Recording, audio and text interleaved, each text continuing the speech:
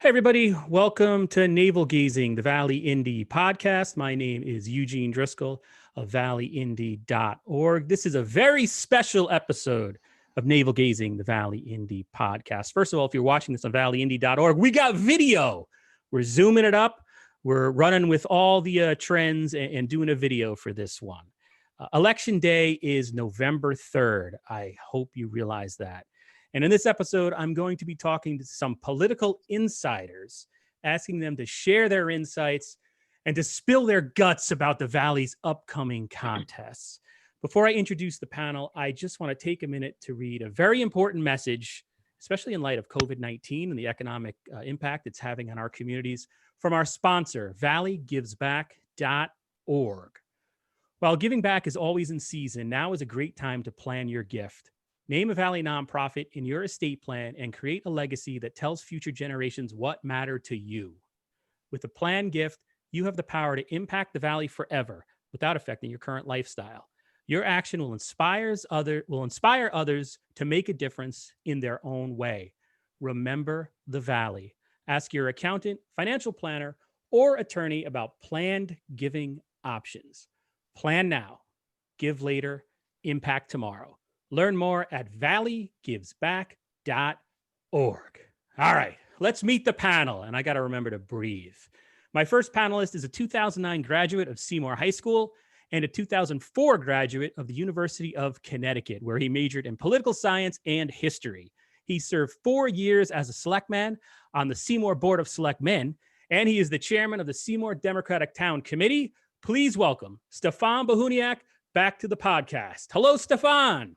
Hello, everybody. Thank you, Eugene, for having me back. It's a pleasure, as always, to be here. Same here.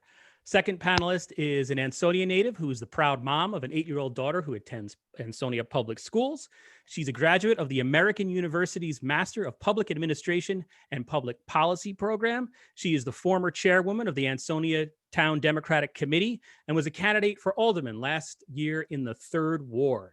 She's on the advisory board of the Valley Community Foundation. She's on the board of the Greater New Haven Opportunity Industrialization Center, Incorporated, and she's a member of the Connecticut Hispanic Democratic Caucus. Please welcome, making her first appearance on Navel Gazing, Leslie Navarrete. Hi, everyone. Nice to meet you all. Thanks for coming on. Thank you for inviting me. Our next panelist, I've known for a while now as the Derby reporter and living here in Derby.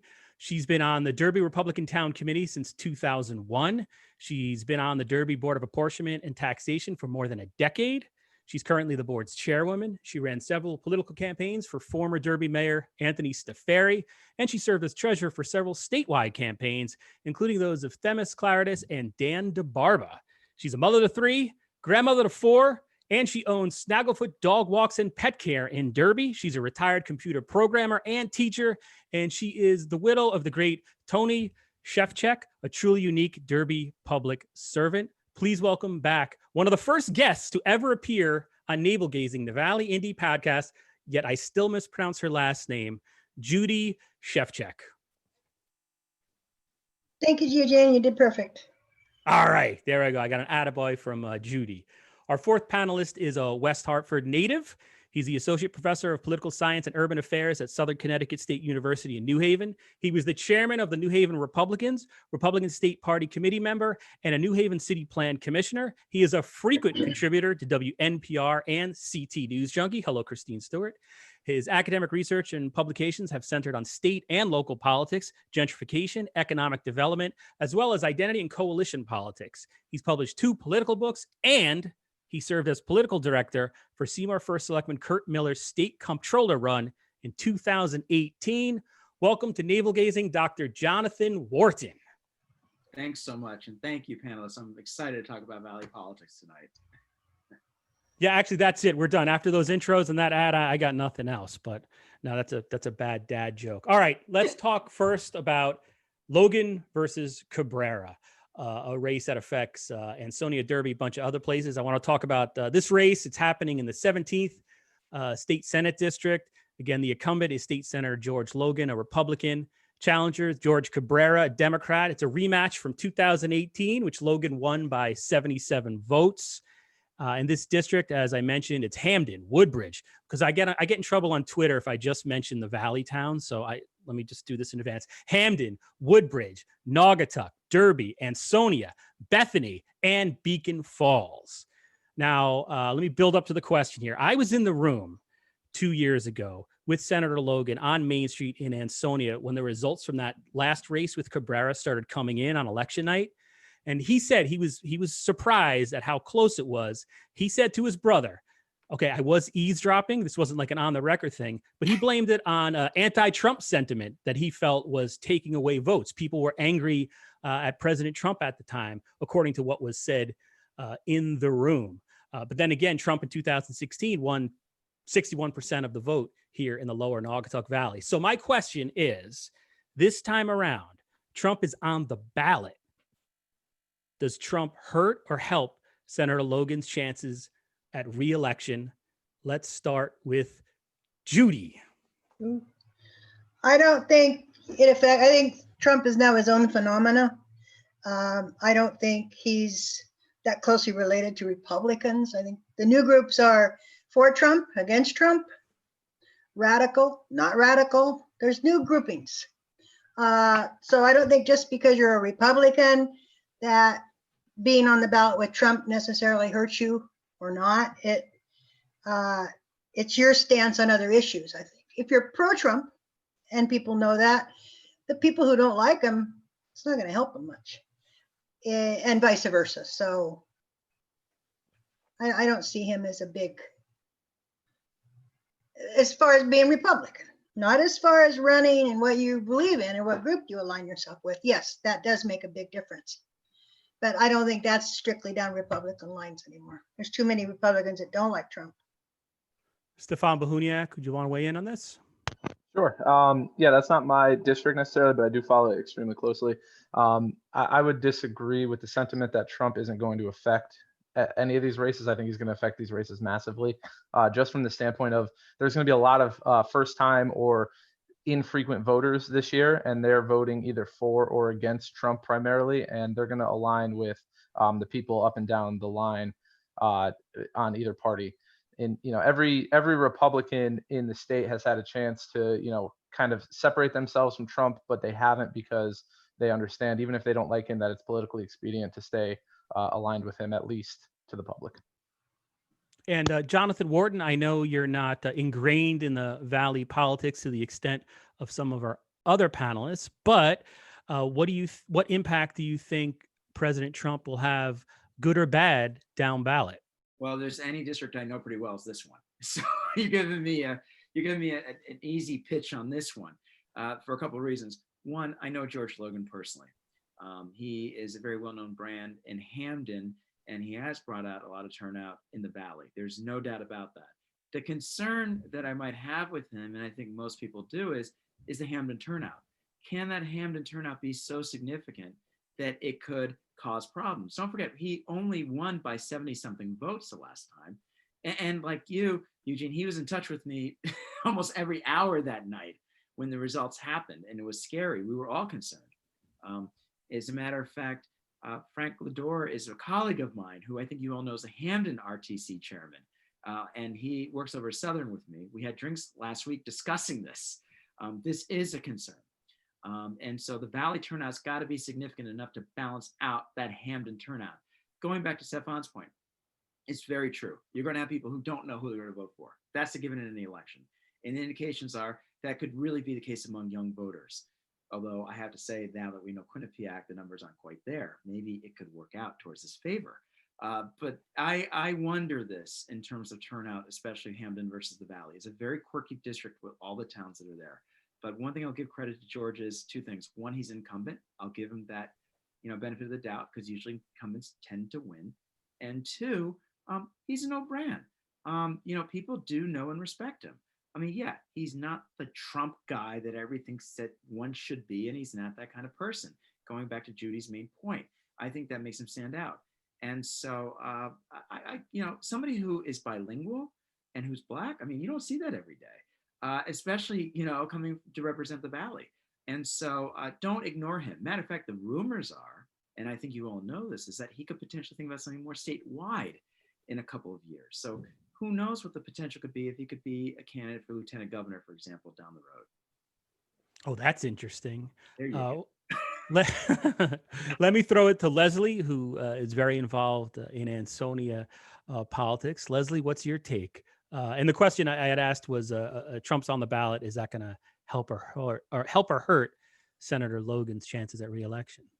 I think I definitely agree with everyone's point, particularly what Professor Wharton said with regards to, we can go by 2 years ago how Trump flipped a lot of seats in the state, and winning by 77 points votes is not a lot. And now with what is going on with the national really impacting local and state politics, especially how the pandemic has been handled.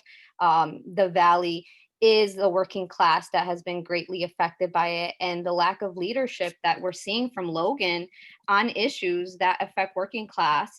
And honestly, Cabrera, I think, picked up his game with how he is campaigning. He is giving people realistic, good policy proposals and really hammering the holes that Logan has been absent. So right now, I think the lack of leadership that is trending everywhere nationally because of the division that Trump is ensuing, and what's going on in the Valley, I think he is in trouble. I think that he needs to really give us a good reason why he should be up there now. I think people are really looking for a public servant and how you're going to serve us.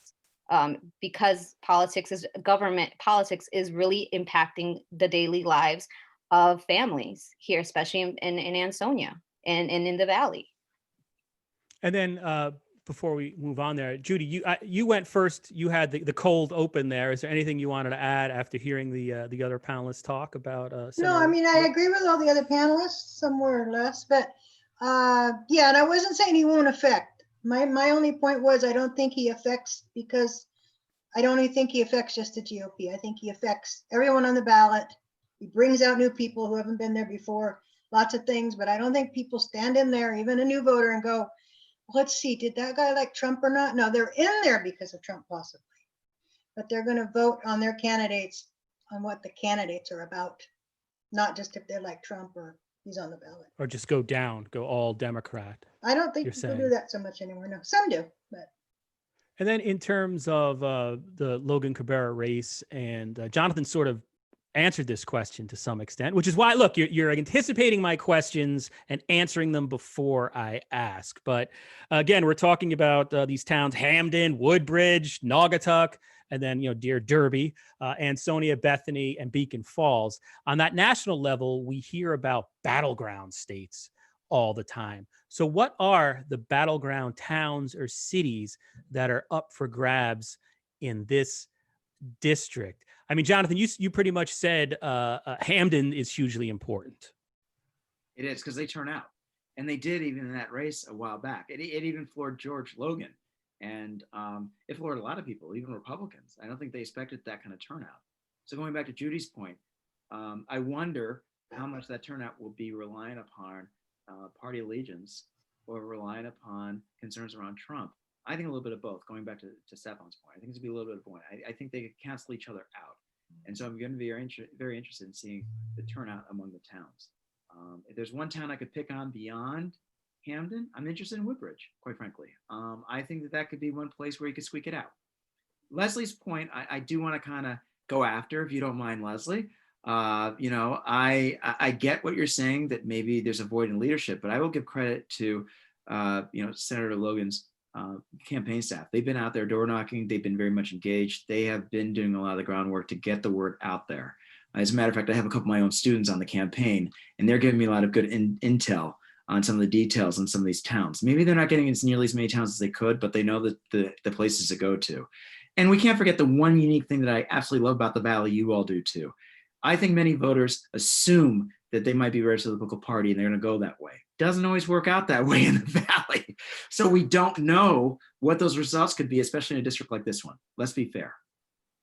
And then Leslie, you are again from Ansonia. So share with us, where is George Cabrera targeting? What's the town he is trying the hardest to win? If that's even such a thing. This might just be an idiotic reporter question, but tell us everything you know about George Cabrera, please. Well, I think what George did was really tactical in the sense that he stayed present even after he lost. That's big. I mean, especially in a world right now where people are tired of talking points and people that are in leaders, that meant a lot to, I can tell you, to a lot of people in the Valley.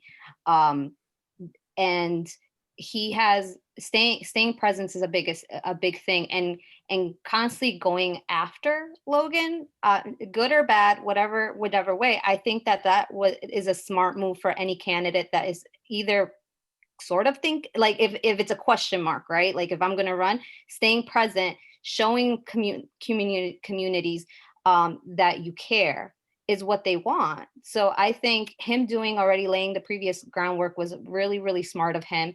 And now, can I say where I think he's just now going after all, like he is not leaving any votes out there. And I mean, the do-over, the recount was in the Valley. So I we have to put that in perspective. Like he is going to spend time also in the Valley, as well as how the professor said in Hampton, which is large, is a huge district.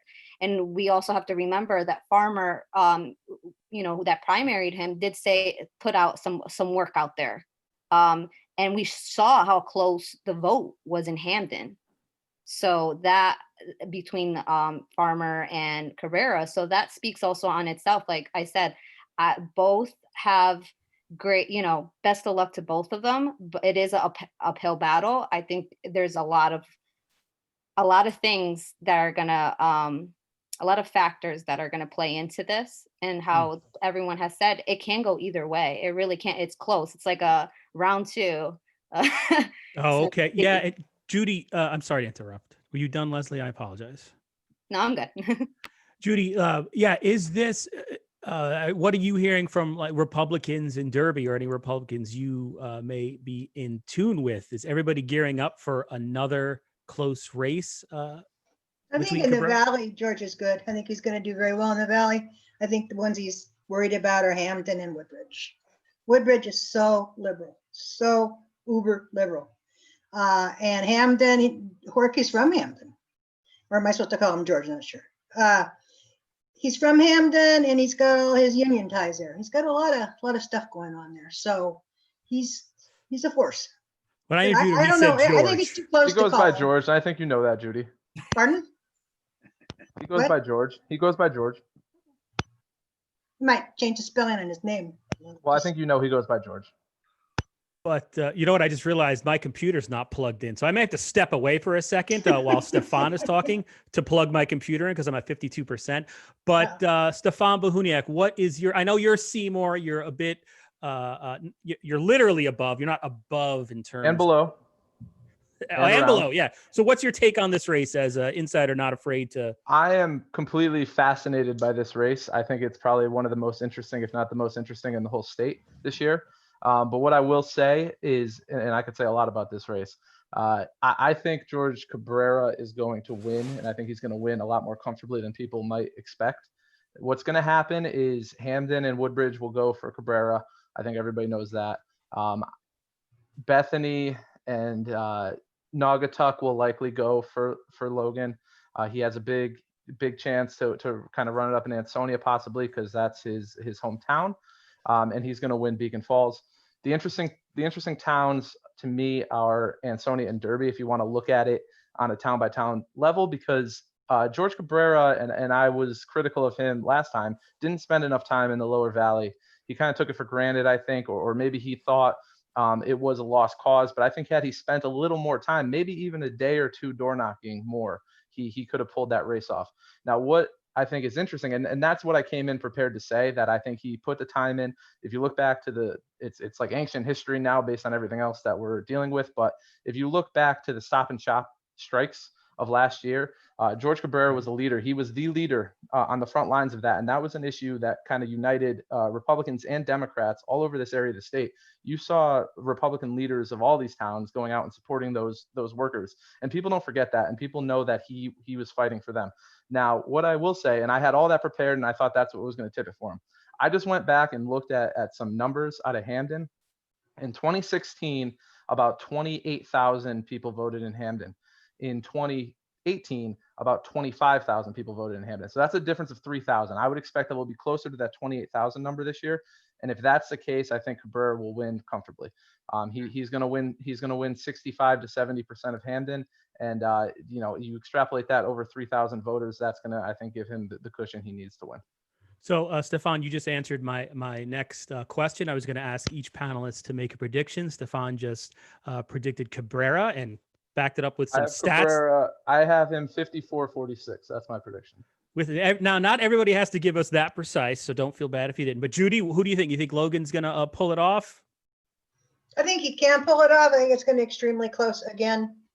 I think some of the new people coming out aren't as much on their side as some people think they are. So I think it's going to be very close. I think George could pull it out. I think George, the other George, probably will. So you're saying Logan, right? I just want to Logan. Okay, Logan, 51-49. Okay. That's what I'm going. All right, next up, let's go to Leslie to give her prediction. Well, I agree with Judy. I think it's really we're going to see a recount again, most likely. I think that it is really hard to get an incumbent out. It takes a lot of resources. It takes a lot of persistence, a lot of laying down the ground. And to me, it's hard. I would say it's anyone. If it's going to really be by a small margin. If Cabrera wins, it's not going to be by a lot. This is very interesting. Jonathan Wharton, what's your take on this race? Who's going to win it, Professor? Incumbent George. And let me pick apart Leslie and Stephan's points. Tapped on something that I totally overlooked. And Leslie, I'm glad that you brought out Justin Farmer. I always like, divisions within political parties. I live for that. And we know very well what was going on in Hamden. I know she's smiling. She knows what I know. And that is, well, for you guys who don't know, he's actually an advisee of mine, Justin Farmer. And I was the one who actually pushed him to run it in the first place, to run for councilman. But I tried to talk him out of not running for state senate. We spoke a few times about this. Look, you guys know there's been a lot of shakeup in Hamden politics. There's been a lot of internal, it's not even political, it's more generational local politics. And so he really wanted to kind of get away from that and create even concerns about what's going on with the Senate race and get himself involved in that. So getting to Stephan's point, he started lobbying and started going around door knocking places that the other George didn't go to, Cabrera. So that was kind of fascinating as a way to do it in the Valley. So he certainly knew the weakness points of that. Now, I guess the big question is, can that be unified, at least among the Democrats, as a strategy plan to get those people to turn out in this race? That'll be the big question. But I will give Jonathan, let's look at the results of that election between George and Justin. Yeah, sure, well, why don't we look at the numbers and see who won in the Valley? We should take a look at that, and we should see what the voters chose. And I love Justin. Justin's one of my favorite people I've ever met in politics. I would ride and die with him all day long. But he got his clock cleaned, and it's not going to affect the race, I think, very much. I would disagree and go with Professor Warren. I think Justin was very tactical. He hit the areas where people forget the Valley has dense populations where we have minority votes, Black and brown people, and and the message that Farmer was giving resonated with the people of color. And I think that is and even in a national, don't take any vote for granted. And he did not. And he really upped his game. And I think if Cabrera analyzed how he lost, was either lost or was really close, it was a close win in precinct, which this is how I feel like he should have dissected it and then regroup himself, if he did his homework and kind of took on what Professor said, the tactics that Farmer did, and knocked those doors and registered voters. Because the thing with the Valley, especially what I'm seeing in Ansonia, in Derby, we're getting an exodus from Bridgeport, New York. That is all Black and brown voters that have not registered, that have been disengaged. If he really goes in there in those areas, in those pockets, that's how Cabrera would honestly win by a slim. So that is just how I feel. Don't take it for granted. And Jonathan, you might be mischaracterizing a little bit what I'm saying. I'm not saying that he's taking it for granted. I'm actually saying the opposite. I think that George Cabrera has learned from 2018, and he is not going to be repeating the mistakes of overlooking some parts of the Valley like he did last time. But it had to take the primary to remind him of that, didn't it? I don't think so. He was here since the day after he lost. He was at every event. Like I mentioned last year, he was leading the lines last year during the strikes in the Valley. He understands how important the Valley is, and he has since November, 5th of 2018. Doubt that, as a matter of fact. Eugene knows I went to a lot of these inaugurations in the Valley at the beginning of the year. I was really taken back the presence of George Cabrera. He was there everywhere and just discussed and engaged. But you have to give credit that Justin did pick up the slack in Derby and other places. Yeah, I agree. Not, and I was kind of impressed with that. Was agreed.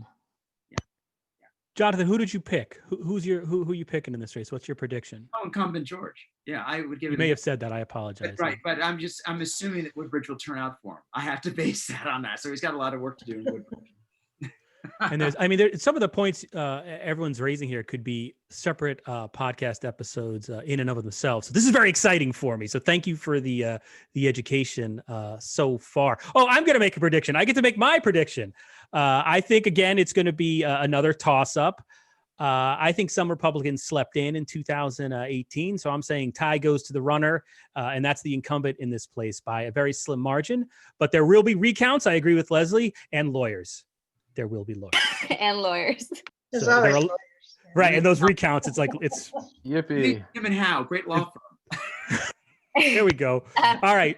From experience, it's crazy. It's oh yeah, that's right. We were in that same room together. It was like 110 degrees. No one wanted water. I'm like, are you sure? It's been 3 hours. Yeah, it was. Yeah, what a vibe. All right, so moving on to the 104th district, another exciting race, I think, here in the lower Naugatuck Valley, Derby and Ansonia specifically. Here we have incumbent state rep Cara Rochelle, a Democrat, being challenged by Myra Rivers, a Republican.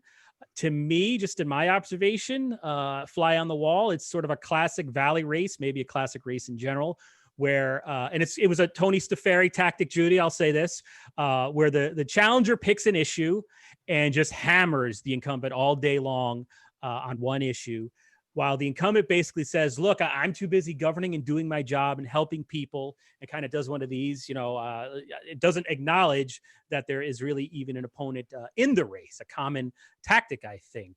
And I think the issue that Rivers is hammering is the police accountability bill. They're painting Rochelle as anti-law enforcement. Rochelle's campaign is saying basically, well, you're purposely misleading people on what this bill does and where I stand on things. But then at the same time, and I think this is interesting, Derby and Ansonia are experiencing a bit of a crime wave right now. Derby property crime from a year ago is up more than 100% in some areas. We've had a rash of shootings in Derby and Ansonia. I don't think you can point at all to the police accountability bill as the cause of what's going on. But my point is nevertheless, crime seems to be on people's mind in Derby and Ansonia. So my question, will Cara Rochelle's vote on the police accountability bill, is that enough to take away votes and to cause, I think what is safe to say would be an upset if she loses? I badly worded that question. Does the police accountability bill hurt Cara Rochelle in the Valley? Let's start with Leslie. Sorry. No worries, I was on mute. Well, we're seeing a divisive talking points, which is trending. and nationally, it's coming from the national level and it's trickling down to the local and the state. So I just want to focus on the facts, not divisive points, because it's really important to do that. The policing bill, quite frankly, there are a lot of great things from there. They're recognizing trauma that affects a great deal of our officers with everything that's happening. So it increases access to it. It protects them against retaliation. And I mean, what better way? Mental health is something that has been hurting our community, and we don't address it in either way. So that's a huge component of it. It's critical. I think it provides $400 million in new bonding authorities to towns. So last year, if we don't remember, not last year, but 5 years ago, if we don't remember, the body camera bill, it only passed a grant. So now we're giving more money for good policing purposes. And then we're going and we're requiring implicit bias and training and de-escalation things. So those are, to me, those are just three critical things that this bill does that is helping return the scale, bring balance into it, bring transparency, police accountability into it. And those are big things, and that needs to be said. So that's my take on that, to be quite honest. We have we got to steer away from that, because that type of language, the anti-cop, the defunding, it's hurting our communities. It's hurting our relationships that's already infringed upon, that have been deteriorated, the police and communities relationships. So we have to, if we look at it at ways to better that, that's what we need to focus on. And Judy, I was going to throw it to you now. Have you been paying attention to this race, and do you think that bill and Cara Rochelle's vote yes for the police accountability bill will cost her votes November 3rd? No way I couldn't pay attention to this, because Myra has signs all over Connecticut. There are thousands, I think, of lawn signs with Myra's face on it. She has just taken, I'm interested in this race mostly to see if you put out enough lawn signs, are you going to win? It's just incredible. And now she has a huge billboard on Route 34 by the rib place going anti-Cara. Reed's Barbecue. Just a shout out to Reed's Barbecue. Sorry.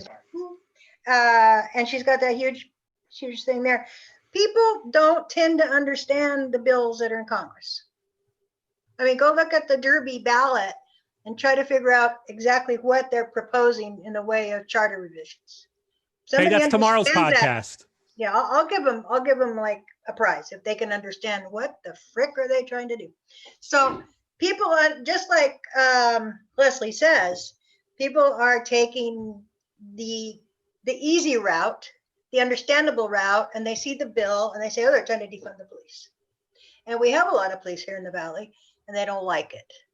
Be it right, be it wrong, it has some good in there. I also think it has some bad in there, because I think it leaves the police very open to lawsuits and certain things that is going to scare them.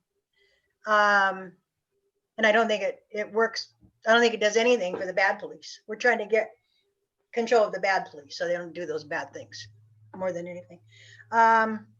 So yeah, I think it does. I think anybody who is running on the ballot on the working party's, working families party slot, they're going to get grouped into that. Oh, they want to defund the police, and it's going to hurt them. I honestly believe it will. Stephan, I'm going to throw it to you. Sure. Obviously, that bill has become divisive, but I think it's become divisive a lot more amongst hyper-partisans than anything else. I think most people on the left would say that the bill doesn't do quite enough in certain regards. But what I will say is that there's been so many like gross mischaracterizations about what the bill actually does. And I'd like to read the words malicious, wanton, or willful. Those words have to be, they have been judged in court to have occurred before any sort of officer is liable for anything. And if you think that police should have free reign to do malicious, wanton, or willful acts, then we have to have a completely different conversation. Now, putting that aside, I think it's going to, that particular bill, I think it does far more good than bad. For example, it mandates body cams and dashboard cams on every police officer and police vehicle. I think that actually far helps officers more than the public. It allows them to, have it out there black and white. It's not he said, she said, which is obviously a good thing. If you kind of take out the emotions around it. And yeah, Myra has made this the central point of her campaign. Quite frankly, I don't think she has any other real talking points. She hasn't early. I think she's getting a lot of bad advice in this race, to be honest with you. I think there's a lot of years of political grudges that are going into this race that are kind of outside of the two candidates themselves. And I'll be interested to see how it shakes out, but I don't see this being as big a deal as the Rivers campaign is making it out to be. Okay, thank you, Stephan. And then for the final say on this particular matter, Professor Wharton. You're muted, sir. Oh God, how many times do I do that in class? It's gotta be. My freshmen have to remind me all the time I'm muted. I think most people would prefer me that way. The thing, occupational hazard, Leslie. I think that, I've not been following this race as much as I should. But I am intrigued by it in the sense of this anti-police, pro-police business. And certainly going back to Judy's point, what does this all mean, certainly among some of these towns? In many places, obviously, police funding is not so much an issue or concern, but there are issues certainly around police, abuse and that kind of issue. So I wonder how much that's going to resonate within the district. As far as the bill itself, I have some concerns. Most people do have reservations about how far it's gone, but I have to be frank with you, I'm more concerned about how it was handled. To have this take place during a pandemic in a special legislative session, so you didn't allow enough time to filter through what really should be done in the middle of summer, was just an anomaly. And so for me, I've been more concerned about what does this mean in terms of timing of everything. And I wonder, to go against Myra's, to help out Myra's opponents, at least, are they politicizing that? Are they harping on that it wasn't even so much her, but others who went on board with it in the first place, because they went through this so quickly. It was really taken back. It was almost like a rushing job. So I wonder if voters are going to recognize that. And I think we're seeing the results of this right now. There's been a lot of concern just in the last month alone of people going through it, wanting to update it, wanting to revise the bill, wanting to reshape it and find a better way of dealing with it. And I think this is going to come back to haunt us for a while on really both sides of the aisle in terms of doing a better job at dealing with a bill like this and adding more leverage for towns. I think people are forgetting that this is a statewide bill and the towns want a better way of shaping this. If I may, Professor, do you believe that our state shouldn't be legislating every other year? I have concerns. In my personal opinion, I think I have real concerns as to whether we should really be a hybrid model, Stephan, because I don't think we do enough work in the springtime to have it where we are a part-time legislature, really technically a hybrid of having special legislative sessions. I'm not lobbying for suggesting a full-time legislature, but we could do a better job at operating bills like this in a better process. That's my concern. This was done so last minute and slammed together the way it should have been. It could have been a better job of doing this early on as opposed to in the middle of summer. I kind of want to say something in terms of kind of like what you hit the point is that we are a part-time legislature, and the work I think that as a freshman that Kara has done, I have almost a decade of experience working inside the legislation. I will tell you, being a freshman and getting the work that Kara has done, working across aisles, really moving the finger on or the point for the Valley Regional Fire. I understand it didn't get done, but the way she moved across party lines, got over 100 signatures on that, has been on it, has been on the transportation for the Valley. I mean, this girl lives and breathes public servants. And that is what resonates a lot with people, is that she has been everywhere. And it's not just showing face, but actually being an active public servant. I mean, in the pandemic, she has worked nonstop. And that kind of shows, in a sense, it's hard. And as a part-time legislator, it's really hard to look and work and also worry about your campaign. Am I going to get elected? Am I not? But she has done it with such elegance and such regalness. And she is really a fighter to get a bill that she authored and she got it passed and with bipartisanship. as a freshman, that is really impressive. So I think that Myra really has to show what, aside from the police bill, how are you going to top her relentless advocacy, her fight? She really put Ansonia in the map. She brought a lot of money to Ansonia, which needs economic development and to education. So, I mean, people are looking for talking, like, actual, what are you going to do for me? Especially when you have a freshman that has done a lot that a lot of seasoned legislators have not done a lot. Well, Gary Winfield, who was the Senate version of the bill here, was the one who obviously was one of the co-sponsors. You can't forget, obviously, his freshman year, he led a lot of efforts towards ending capital punishment.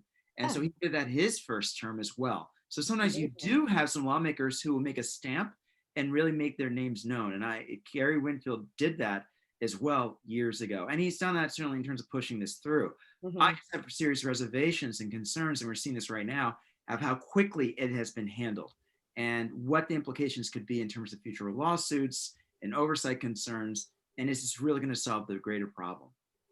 To your point, Jonathan, Gary Winfield is now considered a leading candidate to be the next governor.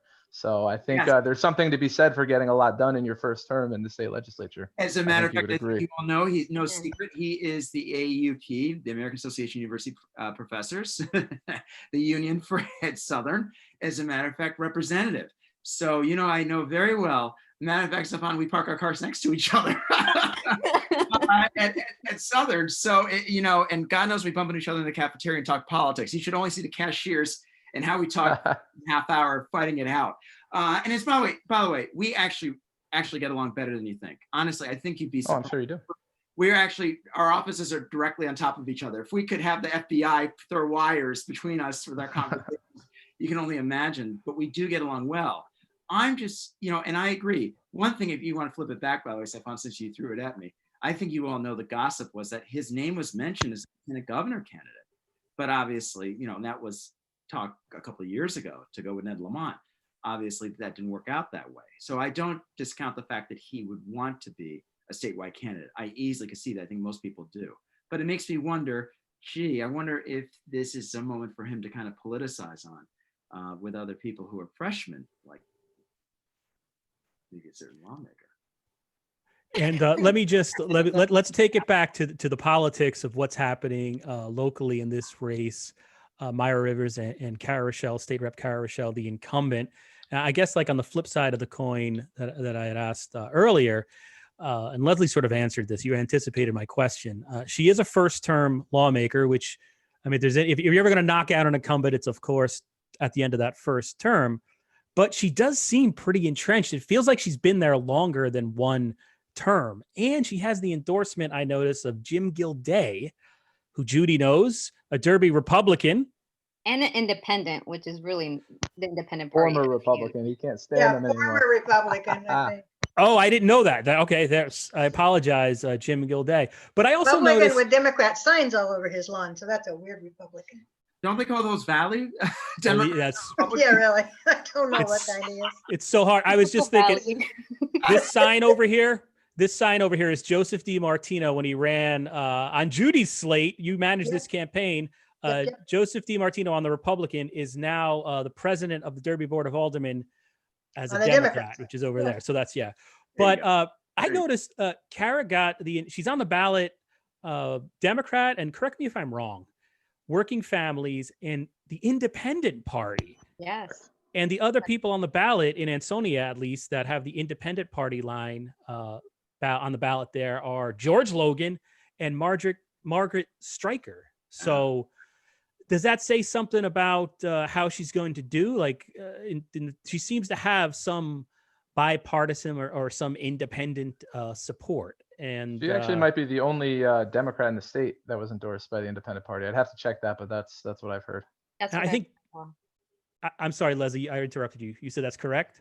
That's what I've heard as well. Stephan mentioned that she is one of either one and only or very few independent. And that does speak, I think, a lot, because we do have in the Valley, like I think in a lot of places, a big independent voter population. Not to be confused with unaffiliated voters. Yeah, I'm unaffiliated. But they tend to go unaffiliated. I have always seen from from trends, unaffiliated would go independent. So Most Leslie, of them call themselves independent That's as it. opposed to unaffiliated. Yeah. That's to confuse me. that's Yeah. it. That's it. Don't get confused. And to be All right, frank, I'll I help was you. going to ask you guys. I was going to go around, but forget it. Let's skip straight to predictions because we're an hour and 5 minutes in. You can see why I decided not to actually cover these races this year. It's a lot of work. Who's going to win? Judy, let's go with you. Is it going to be Kara Rochelle, the incumbent, or Myra Rivers, the Republican challenger? I imagine it'll be Kara because as Leslie mentioned, she works her butt off. She's doing a good job. But I think the difference between them is going to be a lot smaller than people think because again, I go to the lawn sign thing. This is interesting to me from an advertising viewpoint. If you put up that many signs and get in the right places, what's the effect? I think it's large. So I would say maybe, I don't know, 57-43. All right, there we go, Judy. Okay, Leslie, what say you? It's a toss up, but I think it's definitely, again, kind of like it would be slim. It might be, you know what? I'm going to take it back. I don't know. I think it's a really one of those interesting, it plays Kara with the Rochelle, Valley Myra politics. Rivers. It plays with the politics in the Valley. You have Democrats that that end up voting Republicans sometimes, and Republicans that vote Democrats. It plays really with the internal struggle in Ansonia. So it's gonna really, to me, it's gonna be interesting what happens. Be right back. Sure. Yeah. Hey, I forgot I could turn off my video. I got up and to plug in my computer. But wait, I'm actually, Leslie, I want to stick with you because I'm not sure I got an answer from you. Who are you predicting is going to win, Kara Rochelle or Myra Rivers? I think it's one of those races that you have to keep a close eye because any little thing, every minute counts. Just because to me, it plays on the Valley priorities and the Valley, Valley politics identity, where you could have a Democrat that votes Republican. I mean, we have it here. Our mayor, he catered a lot to a lot of Democrats. So it's going to be to me, it's going to be one of those really interesting things, and that's going to happen here. Stephan Behuniak, what do you think is going to happen in this race? Kara will not like me saying this. I will probably hear about this after. Kara will win 65-35. Landslide. Professor Wharton, I don't know how closely you're not following this as much as. But let me add in a couple of points that you all have said. I want to chime in on Judy's point. Lawn signs really only lead to maybe 3 to 4%. It's not that significant, unfortunately. Statistics have said that. And then as far as going to Leslie's point, I will say and stress this over and over again. What you're mentioning are split ticket voters, and that's what I really cherish about the Valley. It's not always about the party as it is about the candidate, and that's why I really revere Connecticut's overlooked region. I wish more people could respect that. And so it's the split ticket voters that really do decide this. I think if the Republicans were to put more money into it, I'm talking about from State Central, and of course I'm no longer in State Central, I'm a retired member of the party now because I'm kind of useless now as an old professor just teaching. I would say put more money into that race and politicize the heck out of what happened with the police reform bill in the first place. Now, will the state party listen to me? No, because they never did. They don't want to listen to old professor. They might as well be freshmen in a class, so I'll give it to the incumbent. J.R. Romano might be down. His parents live down the road. He might be there. I can go knock on the door. They have put some money. They have done some ad buys for that race and done But some if they put literature. more money into it, Stephan, you know what I mean. No, I know, like real money. Yeah. If they did and they did more ads, it could be a potential toss-up. But I will give it to the incumbent, just going with common wisdom. And I'm gonna also predict that Rochelle will win. I think she has a broad coalition of support. But keep in mind, I've never predicted anything correctly, so I probably just jinxed that race. So you're welcome. All right, moving on. Another quick state. note, real quick, Eugene. Quick note for go ahead. Jonathan. Quick note for Jonathan. I understand the lawn sign thing being only like a 5%, but have you driven around here? Oh yeah, I have. There's a lot. I want to see is this excessive amount of lawn signs. Will that push it further? That's I what saw Myra on that car dealership on the corner of Main Street. Myra has 5 signs on the exact same corner. So they're everywhere. I'm talking about Town Fair Tire. Town Fair Tire is my.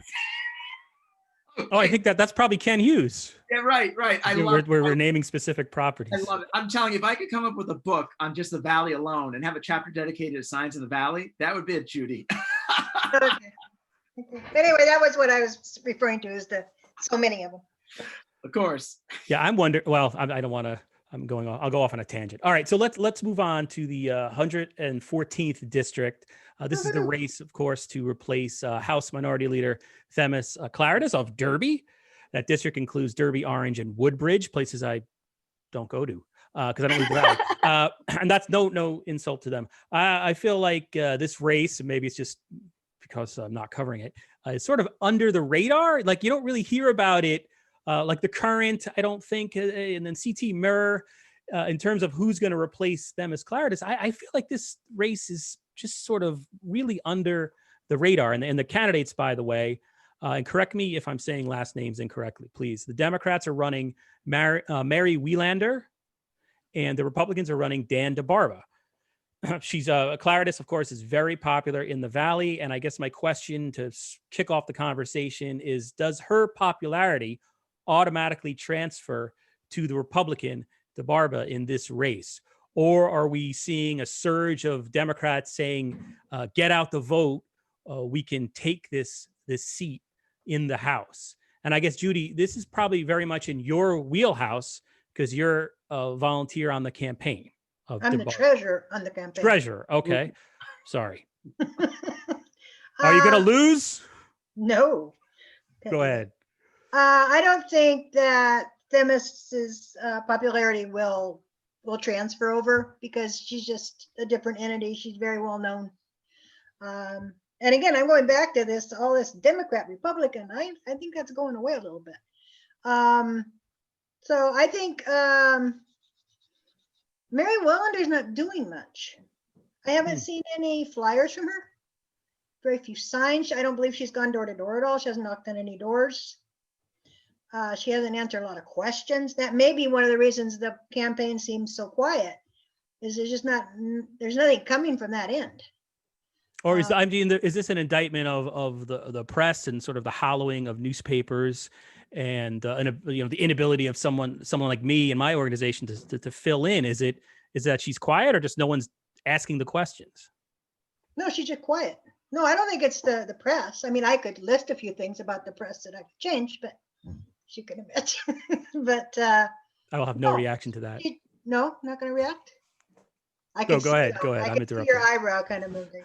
Yeah, I mean, of course I love Dan DeBarba because I'm his treasurer. This guy is he's working so hard. He's knocked on every frickin' door in the 114th. And he is just so highly qualified. I don't know, maybe Mary is kind of like coward a bit. I don't know. We ask ourselves when we have our meetings, like, what's Mary up to? That's interesting. Heard anything? So Stephan Behuniak, do you have any insight into this race? And again, I know I'm putting you in a position where you're not the Derby guy, but no, I pay attention to all of these things. I'm pretty close with the Derby DTC chairman, Oni Malerba, so I have a pretty good understanding of what's going on. To kind of start with your first point, I don't think Themis Claridis has much to do with this race at all. She's not on the ballot anymore. Not that she didn't serve her district well for many years, but the intrigue around her is more of her rank as the potential first female Speaker of the House, which didn't happen for her, unfortunately. But her statewide persona is more interesting to the press typically than how she handles her district. With that said, she had won by comfortable margins for many years.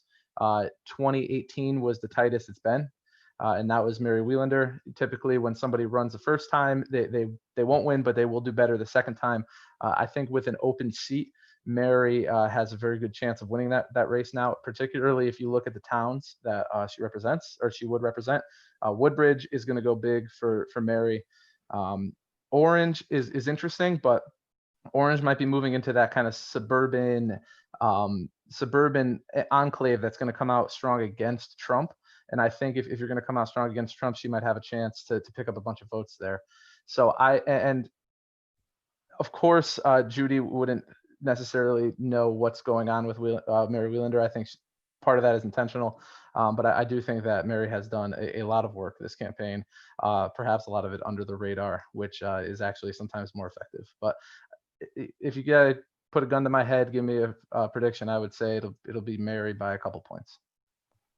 Jonathan Wharton, you have any thoughts on this race? And earlier, are you saying that All right, so a future gubernatorial ticket is going to be George Logan, lieutenant governor, and Themis Claridis for governor. Is that what we're seeing? Not going that far now. Now, don't put words in my mouth. Oh, sorry. See how the press is? No, the thing is that, look, there's always been talk about Themis for statewide office. There's no doubt about that. And going back to Stephan's point, people were always hopeful that, she could be a speaker. Look, I will add to all this. Don't discount the Claridis brand. The family is so well known, is so entrenched in the Valley that support, that district is well known. And so, yeah, you could claim it's a DR thing, but I'm going to give the benefit of the doubt that endorsement and the family support matters. And so that's significant, even in a district race like this one, to fill her seat. By the way, going back to Stephan's point, I've always been intrigued by Orange. It's one of those quirky towns. You have all these unaffiliated voters, so many of them, but they lean Republican. And as a matter of fact, secretly, are you ready for this, Valley folk? There are a lot of libertarians in that town. So, I know, I think there's some in the Valley, I think, small L, not capital party L. So who's to say those people in the Orange might go towards the Republican candidate? Could be. I won't discount that because it's Orange.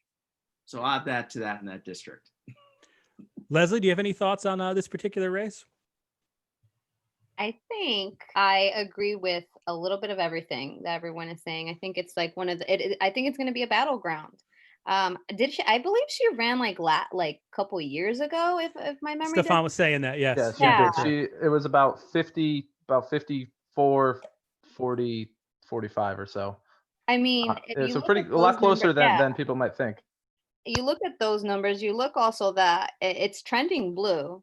I mean, if lawn signs told everything, it shows that that it's going to be a slim, whoever wins is going to be very slim. But it is definitely, I don't know much about it, to be quite honest with you, but I just know that Woodbridge is trending blue. You're seeing that, and so it makes you wonder, were like the Republicans or the voters that voted for Themis, were they? Oh, we lost Leslie. We lost you there for a second. I did it again. I was mentioning, it makes you kind of wonder, were the Republicans in that district that Themis represents, if they were loyal to her because she is a brand, or were they loyal to the Republican Party? So it does leave that question out there. So I definitely think it's one of those battlegrounds. I don't think she carried Woodbridge last time, so I don't think she has that grip on Woodbridge. Okay. Let's does anyone else want to add anything, or do you want to move on? We're at the I'll add to that. Mary won Woodbridge pretty comfortably last time around. I'm looking at the numbers right now. She won by about 500 votes. Yeah. I don't know much about it. Me neither. I want to add Leslie's point. I think the thing is that, look, Themis is both. Yes, Republican leader and official, but also at the same time has a brand. It's a little bit of both. Heck, even some Democrats like her. You ready for this? Colin McEnroe is actually a fan of hers. Colin McEnroe. That never happened. So I'm telling you, that's why, going back to your point, Eugene, who knows? Don't discount her for statewide office. And I'm not saying for governor. Why not U.S. Senate? Especially if somebody like, I don't know, Joe Biden does win, and we know the potential Blumenthal could end up in Washington, we could have an open seat. Something to think about. Oh, this is blowing my mind now. Thank you. This is like adrenaline going through my veins here. All right, we're going to move on to the House District 105, which I think Stephan is a little familiar with. This is where, and let me know if I'm getting these numbers right. I get the numbers of the districts confused. We have incumbent state rep Nicole Claridis Dietrich of Seymour being challenged by Democrat Chris Mad Dog Bowen. I just gave him that nickname. Is that no? I'm just kidding. Chris Bowen, a member of the Seymour Board of Selectmen, who basically, he emerged, from my perspective, he emerged from the pages of the Valley Indy comment board on Facebook, was my friend on Twitter, and I count him as a friend in real life, and now I'm in this awkward position where he's entered the public arena. But that being said, I don't think I'm going out on a limb by saying that Nicole Claridis Dietrich is a major favorite to win this race. And I guess Stephan, am Is that accurate? Yeah, for sure. I mean, you want to look at, and you guys might think maybe I'm a little, I've been a little biased with some of my predictions and things like that. I'm actually working on Chris's campaign, and I'm pretty comfortable telling it like it is. As much as a brand and a name as Clairtis is in the 114th, I would say it's triply so in the 105th. When you think back to the Clairtis supermarket days, one was right in the middle of Seymour. That plaza still holds the Clairtis name. Everybody knows somebody or did work at that store for a long time. They also had another store in Derby, also in our district. So you look at all of that, and it's never going to be easy to defeat a Clairtis in this area. With that said, we did not run a credible campaign against her last time around. So any data that could be gleaned from 2018 is inconclusive in my opinion, but she did win about 2-1. I think that we will certainly narrow that gap this time around. How much is yet to be seen. Chris, if nothing else, is a pretty fierce worker. He has not had any sort of perception problem on knocking doors. He's been on doors every day since July, like literally every day. So we've done a tremendous amount of voter contact, which is the most important thing in these kind of races.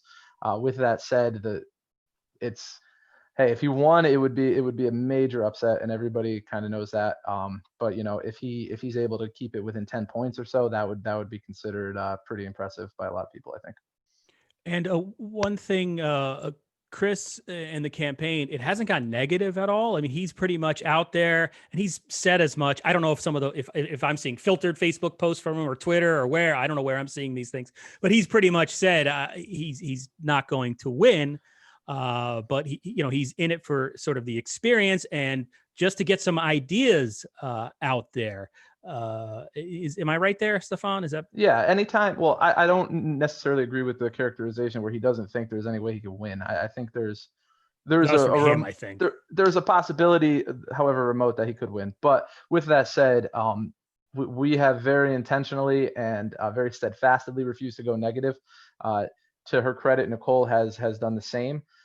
However, there's some pretty, I don't want to use the words I'd like to use to describe some of our RTC counterparts in this town, but they're underhanded, perhaps. They've done some very dirty things, and it's not going to be soon forgotten. With that said, from the campaigns themselves, if anything, my advice to Chris that's fallen on deaf ears the most is to be a little bit critical of your opponent sometimes. He's been a little too congenial.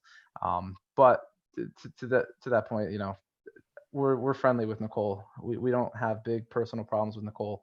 I disagree with a lot of the votes that she's taken in Hartford. I think that she's, she doesn't understand some of the positions she takes, in my opinion, but that's to be expected. But by and large, I think she's not the worst thing around. Has Chris kind of gone rogue here in terms of, I saw he uploaded his own campaign video where he advocated for nuclear energy in the Valley. And in that video, he basically said my political slicksters, I've pushed to the side. Am I reading into that, or he's gone off the farm? That's family business, but it's not directed at anybody who is working on his campaign, me included. Everything that he has done has been in concert with the people who work for him now. Okay. Does anybody else have anything to share about this particular race? I do. I have a lot. I'm going to counter out on at least. I a lot of great points. This is one race I've been following.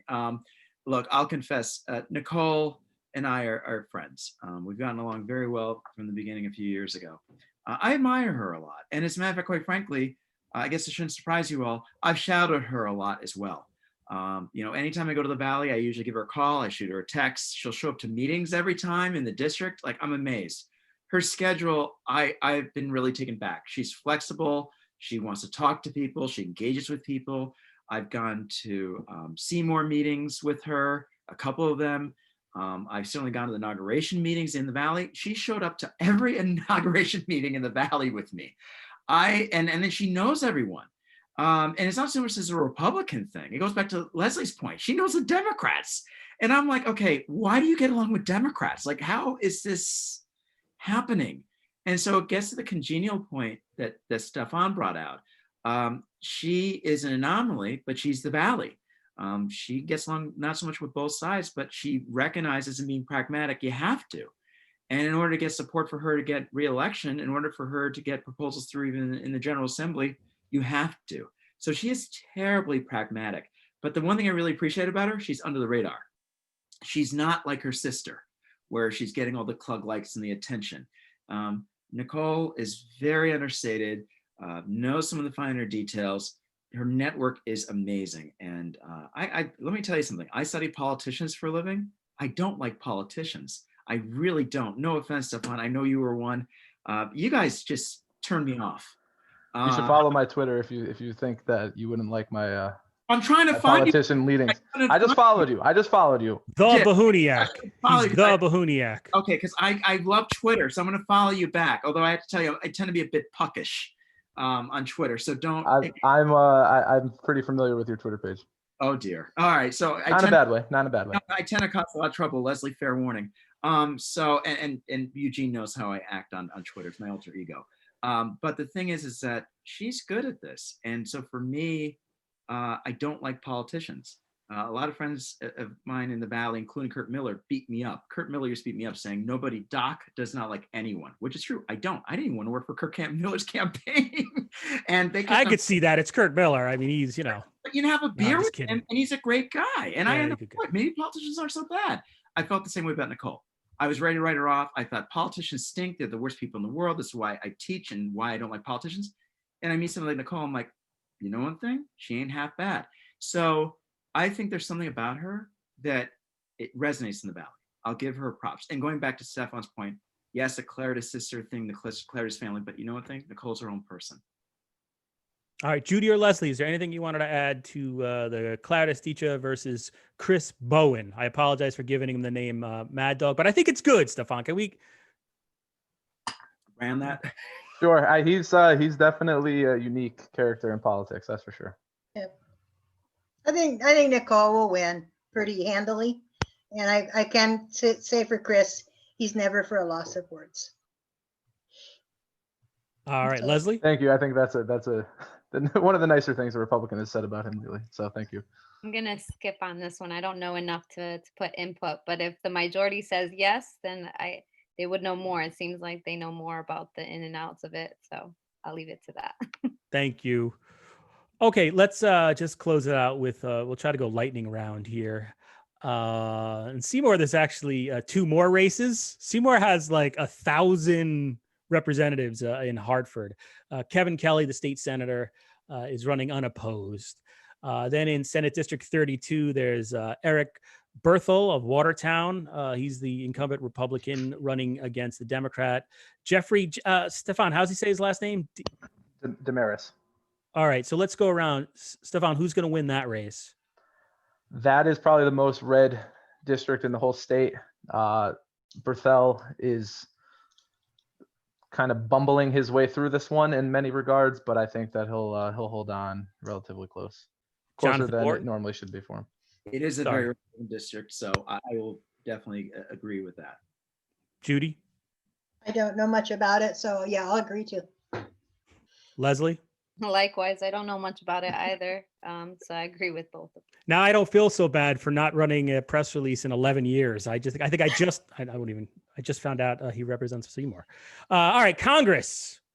Oh, Now I've heard some from some Democrats there. I have like 1 or 2 people I check in with before we do these things, and they won't go on the record, but they'll give me some little insights. And I hear Rosa DeLauro, they're slightly worried here that she's actually she's in a race to some extent. So lightning round, Rosa DeLauro or the challenger, Margaret Stryker. Leslie. Isn't someone else running as well? Isn't it? Margaret. Green Party. Oh, I'm sorry. Yes. Yeah. Thank you for correcting me on. Deep dish pizza from Chicago, remember? That's He's right. done. Yeah. I apologize. That killed him. A slap in the face to anybody from New Haven County. So who you going for? The guy I didn't mention, Leslie, just to embarrass me some more? No, I just want to point out, No, I appreciate both that. being taken away from so that hurts. If it's gonna, for me, I'm biased in this. I will always say this, DeLauro, but it's going to be a very tight race. It's a hard race. I mean, you're seeing her out more. And not saying that she never did before, but I mean, you're seeing her presence more consistently. You're seeing a lot of coalitions, every district that she does, every city that she represents. So she's not taking it for granted, which is great. And she's done a great job representing Connecticut. She's moderate, and I think, and that's really what like to me resonates with her, that she does the work. And the things and the issues that are important, she takes a stand, in the things that she feels like shouldn't. She doesn't worry about it. She's a worker. She's a worker bee. So we'll see where it goes, to be honest. And I want to apologize. It's Justin Paglino, as everyone pointed out, and it's justinforall.org if you want to learn more about the Green Party candidate, which he's on the Valley Indy in our election previews. So sorry, that was my bad. Jonathan Wharton, who's going to win this race? I think Justin's probably going to get single digit results. It's not going to be maybe a double digit, but I will say that certainly, Stryker will eat away more and more compared to what Angel attempted to do the last time. Look, I will give the benefit of the doubt to the incumbent, because one thing I know Leslie kind of overlooked, I wouldn't quite call, Rosa DeLauro a centrist or a moderate. She's more of an old school Democrat. I'll call her an established Democrat. She's been around since 1991. People who are the Bernie bros out there. But look, I will say, to point to that, guess what? There's a lot of internal rumbling within the Democratic Party of how many years is too many years. And you all know that a lot of Democrats have been chomping at the bit to see, can there be a real change? Not just with the 3rd district, with Rosa DeLauro seat, but any of these seats. We forget that Courtney, Larson, they've been in office for years, decades. So at what point are they going to let up? And I don't think they will. That's kind of our Connecticut delegation right now. So it's more of a generational divide among the Democrats. So you can say Republican, Democrat. I think it's a Democrat-Democrat debate that the party needs to figure out one day. Stephan? Yeah, this is the first candidate that she's had to run against who's taking it seriously in quite a while. Just so happens that she's a terrible candidate, and Rosa will win, but it's not going to be to the usual 20 points or so. It'll be a little closer, and that'll be mostly because of the Trump town turnouts, I think. Judy? I think DeRosa will take it, and I do think it'll be close. Within 10 points, worst case, maybe even a little closer. I would disagree about her qualifications. I think she's an excellent candidate. And Rosa was out of practice. As Leslie said, she is out. I mean, she's out in her district, no question about it. But she didn't have to really fight for I think the lowest she's ever had is 65%. So, yeah. So it's going to be close. Margaret's just getting started, I think. It's getting revved up. In Rosa's defense, in past years, she's been out in Seymour quite often. I can't speak for other towns, but more often than I would have expected, given how comfortably she usually wins. I would agree with you. I would piggyback on that and say she's been in when I lived in Ansonia and Derby, she was out there. I don't want to take away from her effort. I'm saying that there's more you're seeing more coalitions and more eagerness to get it out than usual, but her presence has always been shared. I don't know how she does it. I don't like going throughout the district and doing it, and also being a strong advocate out in Washington. She does chair a big committee, so kudos to her for doing what she's doing and still meeting constituents. And I think that's that touch that DeLauro has. She shows that she's a public servant, that she's a leader, and she's a fighter. Look, that's the bread and butter, you all. You guys know constituent services has been her thing. There's no secret to it. And that's big. You keep both like that. Decades. And of course, I won't discount the fact that she's chomping at the bit to become chairwoman of the Appropriations Committee, which is the most powerful committee in the House of Representatives. There's no doubt. So she could bring the bacon home, and she has, at least in the district. But I'm still waiting to see, what does it mean among the Democrats within that caucus? Because we know there are a lot of people who are waiting in the wings, including, by the way, Gary Winfield, among other people. You guys all know that. That's no secret. Don't take a Democrat to realize that. It'll be a Okay. very interesting primary when the time comes. Amen. Last Scott, one. I love it. Last one is the big one. U.S. president. I'm just curious. Is it the COVID referendum? Is that what we're going to see? So Trump or Joe Biden? Judy, who's going to win this nationally? Trump, of course. Trump. Trump. No doubt in your mind. No doubt in my mind. He Leslie? will take it. And by more than he did in 2016. Leslie? Goodness. I will be honest. This is one of those things that I do lose sleep. I think that a lot of his policies have affected a lot of people. Particularly me, I will speak as an immigrant. It affects us a lot. And I think that the positive light about this is that we're seeing a surge of civic engagement of new voters and ones that have really have been taken for granted, that have been disengaged. And I find it really, I was reading something, I find it really interesting how Trump's campaign has been targeting more Black voters, and Biden has been going more for the Latino voters. So it kind of, it's one of those conversations where like, who's gonna, so we'll see. We'll definitely see. I don't have a prediction. I really, really don't. But I definitely see that it's brought a lot of civic engagement, and whatever comes out, we'll see a better reflection of what our nation needs. But I definitely can tell you that our nation is seeking a leader with unity, and that's a big thing. It's lacking, and you can tell, and it's trickling down, like I said, in the municipalities too. So we're feeling more of the direct effect, especially with how COVID was handled. Jonathan Wharton?